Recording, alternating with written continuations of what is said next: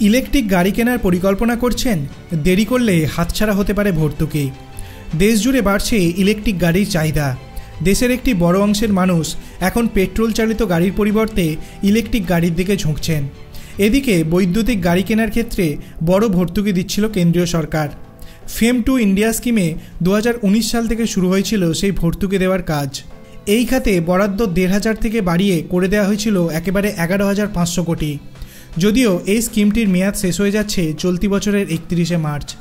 সূত্রের খবর, ফেম to India স্কিমে 10 লক্ষ বৈদ্যুতিক দুচাকার গাড়ি, 5 লক্ষ ইলেকট্রিক 3 হুইলার, 55,000 যাত্রীবাহী ইলেকট্রিক গাড়ি এবং 7,000 বাসকে আর্থিক সাহায্য দেওয়ার লক্ষ্যমাত্রা নেওয়া হয়েছিল। 31শে জানুয়ারি পর্যন্ত ফেম টু ইন্ডিয়া স্কিমে 13.41 লক্ষ বৈদ্যুতিক গাড়ির জন্য নির্মাতারা 5,790 কোটি টাকা ভর্তুকি পেয়েছিলেন। তালিকায় রয়েছে 11.86 লক্ষ দুচাকা গাড়ি, 1.39 লক্ষ 3 চাকা গাড়ি এবং প্রায় 17,000 4 চাকা গাড়ি। প্রসঙ্গত, ফেম ইন্ডিয়া স্কিমে আদপে national electric mobility mission plan মানে NEMMP এর অধীনে চলা একটি সরকারি ভর্তুকি প্রকল্প।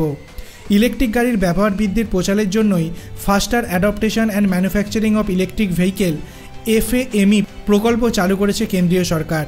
ওয়াকিবহল মহলের মতে তার সুফল ইতিমধ্যেই মিলতে শুরু করেছে। সেই কারণেই এবারের অন্তর্বর্তী বাজেটে সৌরবিদ্যুতের প্রসারের পাশাপাশি বৈদ্যুতিন যানের ওপরেও বিশেষভাবে জোর দেওয়ার কথা জানিয়েছেন কেন্দ্রীয় অর্থমন্ত্রী নির্মলা সীতারামন। আপনি কি কোনো বৈদ্যুতিক যানবাহন ব্যবহার করেন?